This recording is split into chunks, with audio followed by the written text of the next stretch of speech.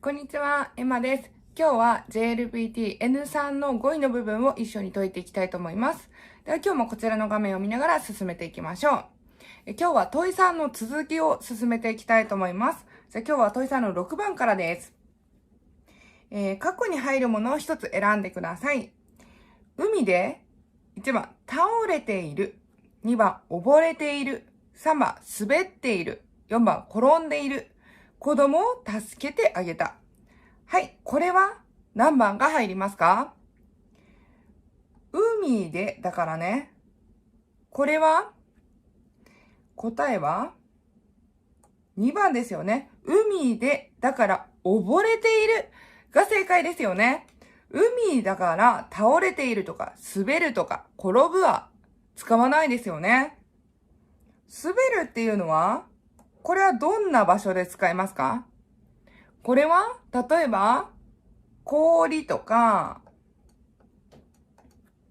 あとは床とか、ツルツルした場所で使いますよね。ツルツルした場所。OK？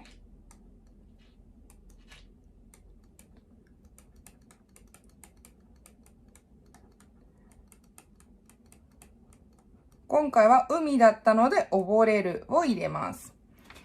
では次7番です。社長になって会社を契約する、計画する、倒産する、経営するというのはとても大変なことだということを知った。会社を、これは動詞を入れるけど、何の動詞を入れますか？とても大変だなぁと言っているので、これは4番ですね。4番の経営するというのを入れます。会社は、経営するとか運営するというふうに言います。運営とかもいいかな。OK？ 契約っていうのは、これもよく使うので覚えておきましょうね。英語のコントラクトだよね。で、計画するはみんなわかると思うけど、倒産するっていうのは、この言葉は知っていますか？倒産っていうのは、この漢字は倒れるという意味なんだけど、倒れる。だから、会社が潰れるとか、会社がなくなってしまうという意味ですね。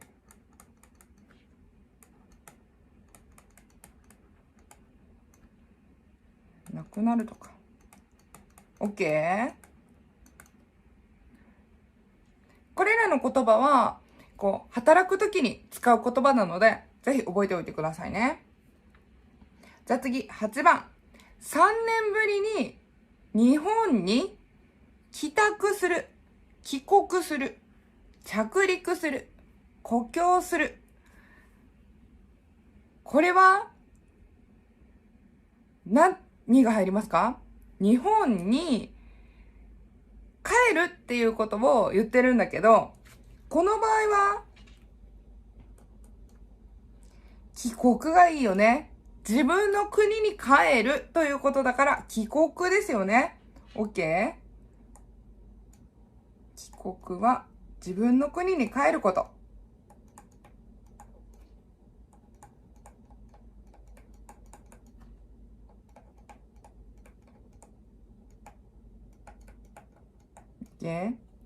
帰宅っていうのは、この宅っていう漢字は家を表すので、家ね。だからこれは家に帰るという意味ね。帰宅する。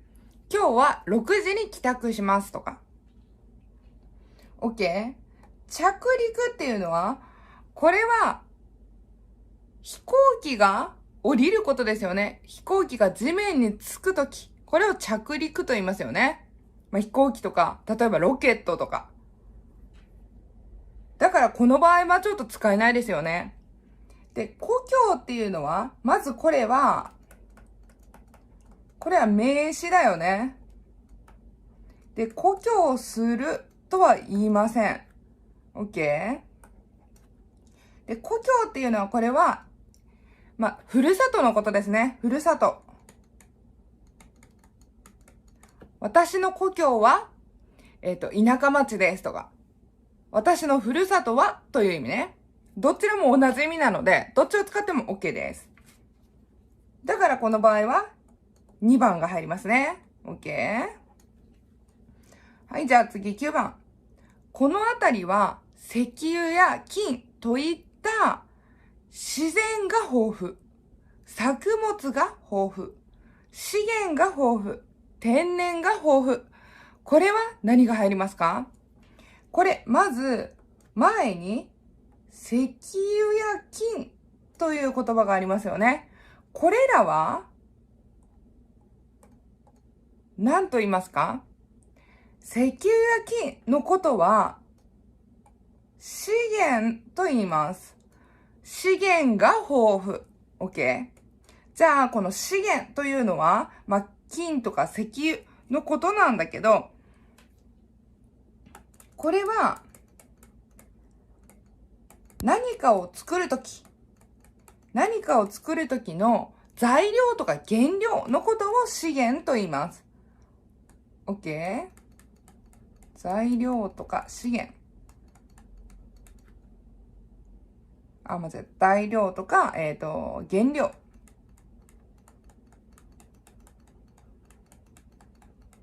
OK？ だから例えば水とかも資源だし、木とかも資源だよね。じゃあ、作物っていうのは、これはわかりますか？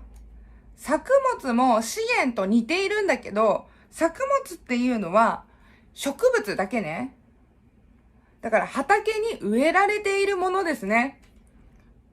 じゃあ、どんなものが作物になりますか？例えば、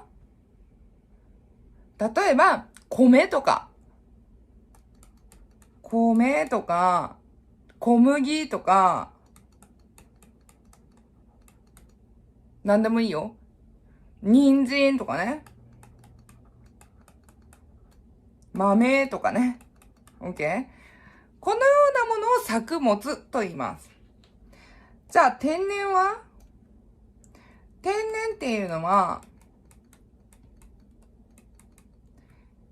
自然のままの状態のものですよね。人が作ったものじゃないものね。だから、天然の反対の言葉はわかりますか？天然の反対は人工ね。OK？ 人工っていうのは人の手で作られたものです。これ逆だからどっちも覚えておいたらいいですね。自然はわかるよね。OK？ じゃあ次、10番行きましょう。先週、出張で東京に行ってきたからお土産を買ってきたよ。田中さんにはこのお菓子をくれる、与える、もらう、あげる。この場合は何が入りますか？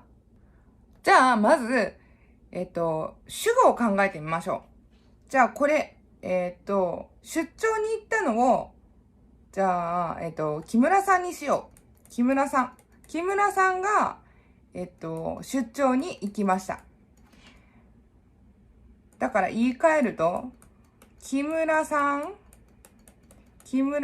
んが、田中さんに、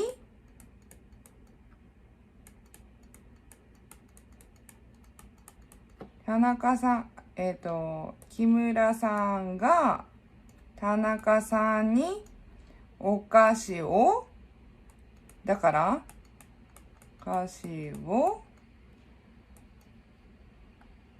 この場合何が入る？木村さんが田中さんにお菓子をあげるだよね。この場合は。OK？ お菓子をあげる。OK？ 木村さんが田中さんにお菓子をあげる。じゃあ、くれるを使ったら、くれるっていうのはどういう時に使いますか？この場合は、この例文の時、話しているのは木村さんですよね。木村さんが話者でしょ？